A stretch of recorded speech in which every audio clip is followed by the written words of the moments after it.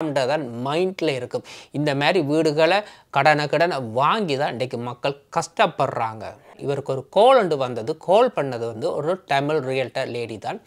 இன்றைக்கு ஒரு வீடு வித்தால் போதும், வீடு வாங்குறது யாரோ, வீடு எந்த கண்டிஷனில் இருக்குன்ற கவலையே இல்லை. Form called buyer representation form. It's basically a form wherein you like your buyer representation formல கையெழுத்து வைக்கிறதுக்கு இவங்க செய்யற அட்டகாசம் இருக்கே. கனடா ரியல் எஸ்டேட் பிஸ்னஸ் இன்றைக்கு எப்படி இருக்குன்னு சொன்னால் விலையில சிக்கிற மீன் மாதிரி. யாராவது மாட்டுப்பட மாட்டாங்களா? கேட்ட இடம் வந்து மாக்கம் ஸ்காப்ரோவில். இவங்க ஒஷோவாவில் கொண்டு போய் ஒரு பழைய வீட்டை காட்டி இதுக்கு ஆஃபர் அடிக்க சொல்கிறாங்கண்டு. இங்கே இவங்க வாங்குற கையெழுத்து எல்லாமே வீடு வாங்குறவங்களுக்கு தெரியாது ஏன் நாங்கள் இந்த இடத்துல கையெழுத்து வைக்கிறோம் என்று. இன்றைக்கு அதிகமான மக்கள் பிடிக்காத ஒரு வீட்டுக்கு ஆஃபரை அடித்து ஏன் தான் இந்த வீட்டை வாங்கினோம் என்று யோசிச்சு கொண்டிருக்கிறாங்க. They even blocked my number, his number.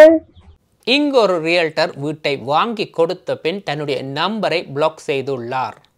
இதற்கு முதல்ல தமிழர் ஒருவர் ரியல்டர் லைசன்ஸ் இல்லாமலே பயரை ஃபோர்ஸ் பண்ணி ஒரு வீட்டுக்கு ஆஃபர் அடித்துள்ளார்.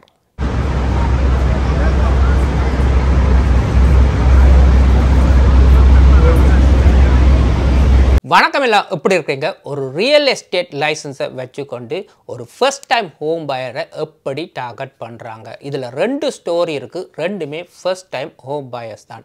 ஒரு சில டாப் ரியல்டர்ஸ் இருக்கத்தான் செய்கிறாங்க. அதே நேரத்தில் எல்லாரையுமே நம்ப முடியாது. ஒரு சில ரியல்டர்ட பேரை நம்பி சொல்லலாம், பயப்படாமல் போங்கண்டு. இன்னும் ஒரு சிலர் எப்படின்னு சொன்னால் கடலில் வாழ்கிற திமிங்கலம் போல் எப்படா ஒரு மீன் சிக்காதாண்டு. இன்னும் சிலருக்கு எத்தனை மீன் சிக்கினாலும் போதாது. இதில் 2 ஸ்டோரி இருக்குது. ஒன்று பிராம்டனில் நடந்தது, மற்றது மார்க்கத்தில் நடந்தது. ஒரு வீட்டை வாங்கி கொடுக்கறதுக்கு எவ்வளவோ பொய்களை சொல்ல வேண்டியதாக இருக்குது, எவ்வளவோ விடயங்களை மறைக்க வேண்டியதாக இருக்கின்றது. எல்லாமே குயிக்காக நடக்கும். எப்பயாவது நீங்கள் ஒரு டாக்குமெண்ட்டில் கையெழுத்து வைக்கும் பொழுது 2 நாள் யோசிங்க, யோசித்தா பிறகு வைங்க. ஆனால் இவங்க உங்களை யோசிக்க விடவே மாட்டாங்க. ஏதோ ஒரு முறையில் உடனே இந்த கையெழுத்து வச்சே ஆகணும். எப்படி இந்த கையெழுத்தை உங்கள்கிட்ட வாங்குறாங்க என்பதை பாருங்கள். இவங்க பிராம்டன் கனடாக்கு வந்து 3 வருஷம் வந்து கம்ப்ளீட் பண்ணிட்டாங்க. இவர் ஒரு சார்ட்டர்ட் அக்கௌண்டன்ட். அதே நேரத்தில் இவர் ஒரு ஃபர்ஸ்ட் டைம் ஹோம் பயர். இவர் ஃபைன் பண்ண ரியல்டர் வந்து இவருடைய childhood classmate. When we met this realtor, I know that realtor from school times. So like he was in my class and then we were not in touch, and then when we came to Canada, like I met him, and then that's how it started. அதாவது நம்பிக்கை அதிகம். இவர் எப்படியாவது இவங்களுக்கு ஒரு வீட்டை fine பண்ணி கொடுப்பார் என்று. ஆனால் இவருடைய பட்ஜெட்டை பாருங்க, 1 மில்லியன். இவர் எதிர்பார்க்குற வீடு, இவர் எதிர்பார்க்குற ஜோனோட பட்ஜெட் வந்து $1 மில்லியன். ஆனால் இந்த ரியல்டர் வந்து $1.3 மில்லியன் பெறுமதியான ஒரு வீட்டுக்கு $1 மில்லியன் ஆஃபர் அடிக்க சொல்லி இந்த பயரை வந்து ஃபோர்ஸ் பண்ணியுள்ளார். ஆனால் இந்த பயர் கூறியுள்ளார் இந்த வீட்டை இந்த விலைக்கு தர மாட்டாங்கண்டு. ஆனால் இந்த ரியல்டர் என்ன செய்திருக்கிறார் சொன்னால், இப்போ பயர்ஸ் மார்க்கெட், அவருக்கு உடனடியாக இதை அக்செப்ட் பண்ணுறதுக்கான ஒரு வாய்ப்பு இருக்குது. நீங்கள் பயப்படாமல் இந்த ஆஃபரை அடிங்கண்டு. He asked me to put an offer on one of the property which is not obviously in our budget. So I was asking him like this is not in our budget, so how can we able to materialize it? இந்த ஆஃபரை போட்டு within ஒரே நாள்லேயே இவருக்கு வந்து refuse பண்ணி வந்தது. அதாவது செலர் வந்து $1.3 மில்லியன் தான் எதிர்பார்க்குறார் என்று. ஸோ இந்த ஆஃபருக்கு பிற அடுத்த 25 நாளுக்குள்ள எந்த ஒரு வீடுமே இவங்க பார்க்கவும் இல்லை, இவங்களோட பட்ஜெட்டுக்குள்ள வரவும் இல்லை. ஸோ பயர் டிசைட் பண்ணிட்டார் இந்த ரியல்டரை மாற்றுறதுக்கு. நேராக இந்த ரியல்டர்கிட்ட வந்து சொல்கிறார், இனிமேல் உங்களோட சர்வீஸ் எனக்கு தேவையில்லை, எனக்கு உங்களோட சர்வீஸ் பிடிக்கல, நான் இன்னும் ஒரு ரியல்டரை ஃபைன் பண்ண போகிறேன் என்று. அதுக்கு இந்த ரியல்டர் அப்போ தான் சொல்கின்றார், He said you cannot exit first. Secondly, like I can give you the same. I'll match the deal. I said okay. அடுத்த 8 மாதத்துக்கு நீங்கள் எந்த ஒரு ரியல்டர் மூலமாகவும் வீடு வாங்க முடியாது. நீங்கள் 6 மாதத்துக்கு கான்ட்ராக்டில் கையெழுத்து வச்சுருக்கீங்க. அதிலிருந்து 120 நாளுக்கு பிறகு தான் இன்னும் ஒரு ரியல்டரை வந்து நீங்கள் ஃபைன் பண்ணலாம். ஓகே, எதனால் நீங்கள் எந்த சர்வீஸ்லேருந்து நீங்கள் வெளியில் போகிறீங்க? அதுக்கு அவர் என்ன சொல்கிறேன்னு சொன்னால், வேறு ரியல்டர் எல்லாருமே கேஷ்பேக் கொடுக்குறாங்க. அதாவது He said like 1.125. கமிஷன்லேருந்து 1.125% தாரதா வந்து ப்ரொமிஸ் பண்ணியிருக்கிறாங்க. அதனால தான் நான் வேறு சர்வீஸை நாடி போகிறேன்ண்டு. அதுக்கு இந்த ரியல்டர் என்ன கூறிடலான்னு சொன்னால், ஓகே நான் அந்த கேஷை பேக்கை வந்து மேட்ச் பண்ணுறேன், நானும் உங்களுக்கு 1.125 என்ற கமிஷன்லேருந்து உங்களுக்கு தாரன், ஆனால் நீங்கள் இதை பற்றி யாரோடையுமே டிஸ்கஸ் பண்ணவும் கூடாது, பேசவும் கூடாதுன்னு சொல்லிவிட்டு. So throughout this transaction, so he also created like a WhatsApp group wherein he includes me, my wife. We both are. She's a business partner, and then she works with me, and she's also a realtor. ஒரு WhatsApp குரூப்பை open பண்ணி உள்ளார். அந்த WhatsApp குரூப்பில் realtor பயர் seller, அதாவது husband வைஃபையும் add பண்ணி அதுக்குள்ளே ரியல்டரோட வைஃபையும் add பண்ணி உள்ளார். அதுக்கு அவர் என்ன கூறியுள்ளார்னு சொன்னால், என்னுடைய வைஃப் என்னுடைய பிஸ்னஸ் பார்ட்னர், அவங்களும் ஒரு ரியல்டர் தான் உண்டு. ஸோ எதுவாக இருந்தாலும் இந்த வாட்ஸ்அப் குரூப்புக்குள்ளே தான் எல்லா டாக்குமெண்ட்ஸும் எல்லா கன்வர்சேஷனுமே நடக்கணும் என்று கூறியுள்ளார். அந்த இடத்துல கடைசியாக இவருக்கு வீட்டை வாங்கி கொடுத்து இவருமே வீட்டை க்ளோஸ் பண்ணிட்டார். ஆனால் இவருக்கு கமிஷன் தான் எவ்வளோன்னு தெரியலை. இந்த கமிஷனை தன்னுடைய கமிஷன் கேஷ்பேக்கை கேட்டதுக்கு இந்த ரியல்டர் வந்து வெயிட் பண்ணுங்கள், இன்னுமே எனக்கு கமிஷன் வரையில் வந்த அப்புறம் சொல்கிறேன்னு கூறியுள்ளார். இவங்களுடைய லக்கியில் வந்து இவங்க க்ளோஸ் பண்ண வாங்கின வீட்டுக்கு பக்கத்து வீடு தான் இந்த வீட்டை விற்று கொடுத்த ரியல்டரோட வீடுமே. அங்கே போய் இவங்க அறிஞ்சிருக்கிறாங்க எவ்வளோ கமிஷன் உண்டு. 5% கமிஷன் வழங்கப்பட்டுள்ளது இந்த வீட்டை விற்று கொடுக்குறதுக்கு. 2% வந்து வீட்டை விற்றவருக்கு, 3% வீட்டை வாங்கின ரியல்டருக்கு. ஸோ 3%லேருந்து இவர் 1.125% வந்து இந்த வீட்டை வாங்கினவருக்கு கேஷ்பேக்காக அவர் கொடுக்க வேண்டும். ஆனால் இங்கே என்ன நடந்ததுன்னு சொன்னால், நார்மலாக ஒரு வீட்டை நீங்கள் க்ளோஸ் பண்ணுவீங்களா இருந்தால் இந்த கமிஷன் வந்து க்ளோஸ் பண்ணி 2 to 3 வீக்ஸில் தான் இந்த கமிஷன் போய் ஒரு ரியல்டரை போய் சேரும். இந்த ரியல்டருக்கு இந்த கமிஷன் கைக்கு வந்த பிறகு இவர் என்ன செய்தார்னு சொன்னால், இவர் உருவாக்கின இந்த வாட்ஸ்அப் குரூப்பை வந்து டிலீட் பண்ணிவிட்டு அதே நேரத்தில் தன்னுடைய கண்டெக்டில் இருந்த இந்த பயரோட வைஃபோட ஹஸ்பண்டோட நம்பரை வந்து பிளாக் செய்துள்ளார், இவங்களை கண்டெக்ட் பண்ண முடியாத மாதிரி. They even blocked my number, his number.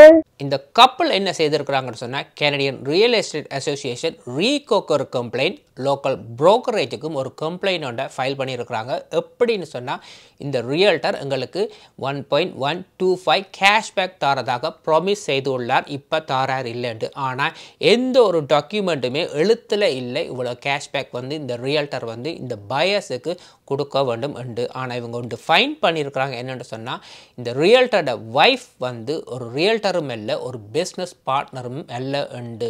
இந்த இடத்துல நீங்கள் என்ன கவனிக்கிறோன்னு சொன்னால், எந்த தான் நீங்கள் ஒரு 10 வருஷம் 30 வருஷம் 40 வருஷம் ஒரு ஃப்ரெண்டாக இருந்தாலும் ஒரு பணம் ஒரு பிஸ்னஸ்ன்னு வரும் பொழுது அந்த இடத்துல எல்லாமே அழிந்து போகின்றது. இங்கே கேட்ச் என்னென்னு பார்த்தா, இவரோட ஆஃபர் தான், அதாவது முதலாவது ஆஃபர். ஒரு ஆஃபரை இவங்க அடிக்க வைக்கிறதுக்கான காரணமே பயர் ரீப்ரசன்டேஷன் ஃபார்மில் கையெழுத்து வைக்கிறதுக்கு தான். அந்த கையெழுத்தை நீங்கள் வைப்பீங்களா இருந்தால் நீங்கள் இந்த ரியல்டரை விட்டு இத்தனை மாதத்துக்கு வெளியில் போகவே முடியாது. இதுதான் அந்த கேட்ச். அடுத்த ஸ்டோரியை கேளுங்க. இது மார்க்கத்தில் நடந்த ஒரு ஸ்டோரி. இதில் டீல் பண்ணதும் ஒரு தமிழ் லேடி தான். இவர் கனடாவுக்கு வந்து 12 வருஷமாக இவருக்கு ஒரு வீடு வாங்க வேணும். எப்படி வீடு வாங்குறது, என்ன மாதிரி மோர்கேஜ் செய்கிறது ஒன்றுமே தெரியாது. இவர் ஒரு ஃபர்ஸ்ட் டைம் ஹோம் பயர். ஸோ இவருக்கு வேலை வெப்சைட்டில் போய் வீடுகளை சர்ச் பண்ணி பார்க்குறதும், சேலில் இருக்கிற வீடுகளை பார்க்குறதும். ஆனால் வீடு வாங்க இவருக்கு கொஞ்சம் பயம், நிறைய டவுன் பேமெண்ட் போட வேண்டியிருக்கும், எப்படி க்ளோஸ் பண்ணுறது, என்ன மாதிரி லோயர் ஃபீஸ், இதில் நிறைய பிரச்சனை இருக்குது. வாங்கினா மாதம் மாதம் மோர்கேஜ் பே பண்ண முடியுமான்னு எல்லாமே பயம் இருக்குது. இருந்தாலும் இவர் வெப்சைட்டில் போய் செக் பண்ணி பார்க்குறது இவருக்கு ஒரு வழக்கமாக இருந்தது. ஒரு நாள் இவர் இந்த வெப்சைட்டில் போய் தன்னுடைய பேர், ஃபோன் நம்பர், இமெயில் அட்ரஸ் எல்லாத்தையுமே பதிவு செய்து அந்த வெப்சைட்டுக்கு உள்ளே போய் பார்க்கும் பொழுது இது நடந்தது ஒரு மத்தியானம் 2 மணி போல். இவருக்கு ஒரு கால் ஒன்று வந்தது. கால் பண்ணது வந்து ஒரு தமிழ் ரியல்டர் லேடி தான்.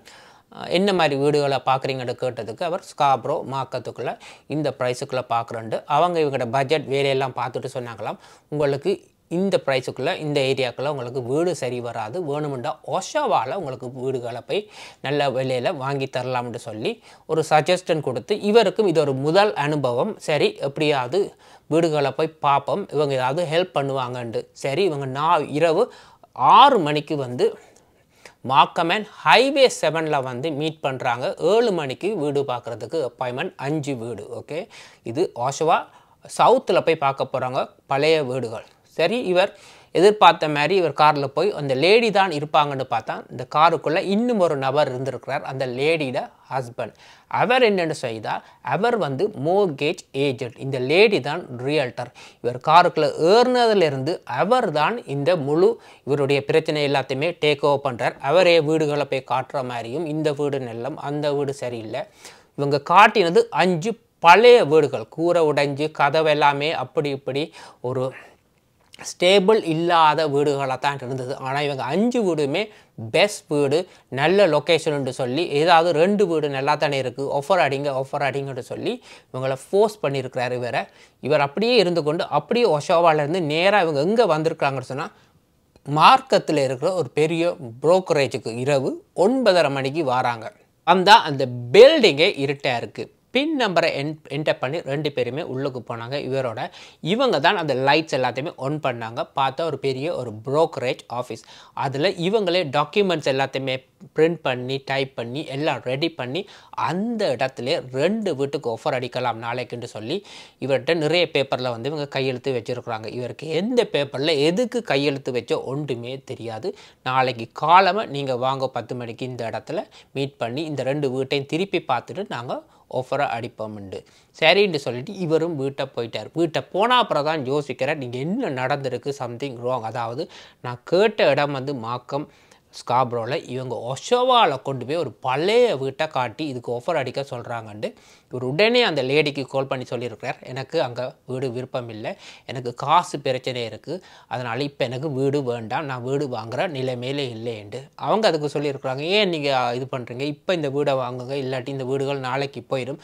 அவங்க சஜஸ்ட் பண்ணியிருக்காங்க அப்படின்னு சொன்னால், உங்களுக்கு ஃப்ரெண்ட்ஸ் ஃபேமிலி அக்கா தங்கச்சி இல்லையா, காசு பொரோ பண்ண முடியாதா உங்களாலன்ட்டு சொல்லி எல்லா சஜஷனுமே கொடுத்துருக்குறாங்க. இருந்தாலும் இவர் பேக்கப் பண்ணிவிட்டு ஒரு 1 வீக்குக்கு பிறகு திருப்பி கால் பண்ணி சொல்லியிருக்கேன். என்னென்னு சொன்னால், அவங்களோட இதில் வந்து நான் வீடு வாங்குகிற நோக்கத்தில் இல்லை, ஒரு 5-6 மாதத்துக்கு பிறகு தான் நான் வீடு வாங்க போகிறேன்னு சொல்ல அவங்க சொல்லியிருக்கிறாங்க, எங்களை விட்டு நீங்கள் வெளியில் எங்கேயும் போய் வீடு வாங்க முடியாது, நீங்கள் ஒரு பேப்பரில் எங்களுக்கு 4 மாதத்துக்கு நீங்கள் எங்களோட வேலை செய்கிற மாதிரி கையெழுத்து வச்சுருக்கீங்கட்டு.